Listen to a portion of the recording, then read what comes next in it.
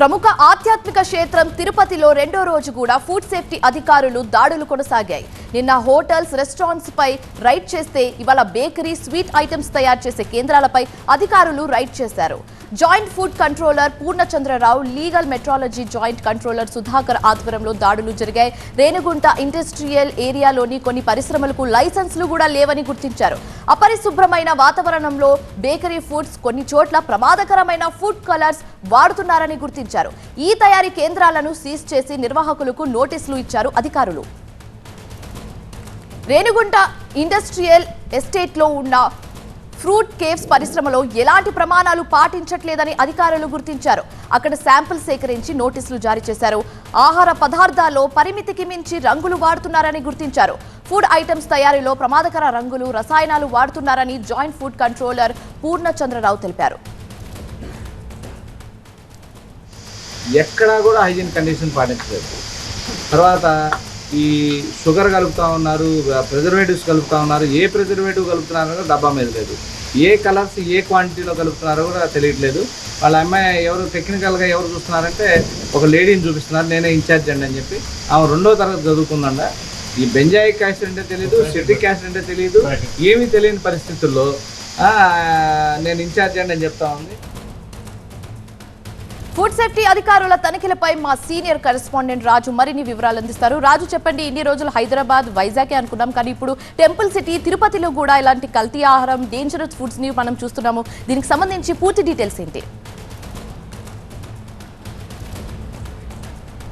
అంటే ఖచ్చితంగా 2 రోజులుగా అయితే తనిఖీలు కొనసాగుతున్నాయి. ఇప్పటి వరకు కూడా దాదాపుగా 70 చోట్ల తనిఖీలు చేశారు, 70 చోట్ల శాంపుల్స్ సేకరించారు. అయితే ఇప్పటి వరకు 15 కేసులు నమోదు చేశారు. మొదటి రోజు నిన్నంతా హోటల్స్, రెస్టారెంట్లో తనిఖీలు చేస్తే, రెండో రోజంతా కూడా స్వీట్లు, బేకరీలు, మ్యానుఫ్యాక్చరింగ్ యూనిట్లు ఇక్కడ తనిఖీలు చేస్తే ఇప్పటి వరకు కూడా 15 కేసులు నమోదు చేశారు. ఈ 15 కేసుల్లో మిగతా శాంపుల్స్ కలెక్ట్ చేశారు.